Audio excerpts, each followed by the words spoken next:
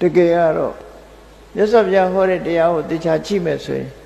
မေတ္တာဘာဖြစ်လို့ပွားရမှာလဲဆိုရင်လူတယောက်သားတစ်ဖက်သားချမ်းသာဖို့အတွက်လားကိုချမ်းသာဖို့အတွက်လားဆိုရင်စဉ်းစားကြည့်မယ်ဆိုရင်မေတ္တာဖို့လို့မချမ်းသာဘူးလားဆိုတော့ချမ်းသာမှာပေါ့သို့သောမြတ်စွာဘုရားရဲ့ဥတည်ချက်ကမေတ္တာကဘာအတွက်ပွားတာလဲဆိုရင်ရှင်တွေကအမုန်းတရားပျောက်ဖို့ပွားရမှာဖြစ်တယ်အဲ့ဒီဥတည်ချက်target လို့ခေါ်တယ်ပြစ်မှတ်ကိုမရောက်ဘူးတော်တော်များများကမေတ္တာပို့ရင်ချမ်းသာမယ်လို့ထင်ပြီးတော့မေတ္တာဘက်ကိုသွားနေကြတယ်ဆိုလိုတာကကိုယ့်ရင်နဲ့ဘာကြောင့်မေတ္တာဖြစ်စေရတယ်လဲဆိုမုန်းတီးတဲ့စိတ်ပြောင်းအောင်မေတ္တာပွားရမှာဖြစ်တယ်ကိုယ့်ရင်ထဲမှာအမုန်းစိတ်မရှိအောင်လွတ်ဆောင်ခြင်းတစ်မျိုးဖြစ်လို့မုန်းစိတ်မပြောင်းမချင်းကိုယ့်ရင်ထဲမှာမေတ္တာနဲ့မုန်းစိတ်ကိုဖြောင်းနိုင်အောင်လုပ်ရမယ်ဘယ်သူချမ်းသာအောင်မေတ္တာပို့တာမဟုတ်ဘူးဘယ်သူတဦးတယောက်စီးပွားရေးဆင်ပြေအောင်ကျမ်းမာအောင်မေတ္တာပို့ရတာမဟုတ်ဘူးမြတ်စွာဘုရားစကားအရမေတ္တာဘာဝိတ္တဘာဒေါသတဘာဟနာယကိုယ့်ရင်ထဲမှာရှိနေတဲ့ဒေါသဆိုတဲ့အမုန်းတရားကိုဖယ်ရှားနိုင်မှုအတွက်မေတ္တာပွားရမှာဖြစ်တယ်ပေါ့ကျန်တာကအဓိကမဟုတ်ဘူးဒေါသပျောက်ဖို့ရအဓိကကြတယ်ပေါ့ဒါကြောင့်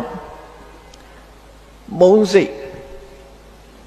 မုန်းတီးခြင်းဆိုတဲ့စိတ်ဆွဲလန်းမှုပျောက်အောင်ဘာလုပ်ရမလဲမေတ္တာပွားရမှာဖြစ်တယ်ပေါ့အဲ့ဒါလက်တွေ့ကြတဲ့အရာတစ်ခုပဲမေတ္တာဘာဝနာပွားများအထောက်တဲ့ပုဂ္ဂိုလ်တွေဟာရှင်တဲ့နှလုံးထဲမှာအမုန်းစိတ်တွေဟာလျော့ပါသွားပြီးနောက်ဆုံးဘဝတန်တရားမှာဘယ်သူကိုဖြစ်မုန်းတယ်ဆိုတဲ့ဒေါသမပြီးပြင်းတော့ပဲဒေါသပုံရိပ်တွေပါပျောက်သွားနိုင်တယ်ပေါ့ဒေါသပုံရိပ်ဆိုတာအယုတ်ဆိုးအကြည်တန်တဲ့လူဖြစ်တယ်ပေါ့မေတ္တာပုံရိပ်ကဖြစ်လျက်ဘဝမှာဒီမေတ္တာမျက်လုံးနော်ချစ်ခင်သောမျက်လုံးပြုံးတဲ့မျက်နှာမျိုးကိုရရှိတာဖြစ်တယ်ပေါ့အဲ့တော့မေတ္တာမျက်လုံးတို့ချစ်ခင်သောမျက်လုံးတို့နှလုံးသားရဲ့အေးချမ်းမှုတွေဟာမေတ္တာရဲ့လွှမ်းမိုးအောင်မှုအောက်မှာရှိတယ်ဒေါသဆိုလို့ရှိရင်ရန်လိုတဲ့အကြည့်နဲ့ကြည့်မယ်ရန်လိုတဲ့အပြောတွေပြောမယ်ရှင်ထဲမှာပူလောင်မှုတွေနဲ့နေတာဖြစ်တယ်ဒါကြောင့်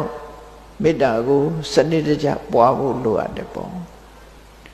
မေတ္တာပွားရဲဆိုကြတဲ့ကကိုယ့်ကိုအမှန်ကန်ဖြစ်အောင်ဘာလို့အောင်ငါရင်ထဲကမုန်းတီးတဲ့ဒေါသဘယ်တိုင်းတာထိရှိသလဲငါနဲ့မတည့်တဲ့လူတွေ့ရင်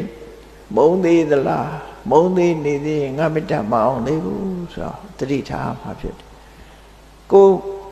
မုန်းတယ်ဆိုတာဘယ်သူပေါ်မှာမရှိတော့ဘူးနောက်ဆုံးကိုနဲ့မတည့်တဲ့လူရံဖြစ်ဖူးတဲ့လူကိုရံလှုပ်ဖူးတဲ့လူဟာအစပြီးတော့ဘယ်သူပေါ်တွေးကြည့်လိုက်မုန်းတီးတဲ့စိတ်မပေါ်တော့ဘူးဆိုမှကိုမေတ္တာအောင်တယ်လို့ပြောရမှာပဲဖြစ်တယ်မေတ္တာဘာဝိတ္တဘာဒေါသတဘာဟနာယအမုန်းဒေါသကိုဖယ်ရှားဖို့အတွက်မေတ္တာကိုပွားပါလို့မြတ်စွာဘုရားဟောကြားခဲ့တာဖြစ်တယ်ပေါ့ဒီမှာလည်းပဲ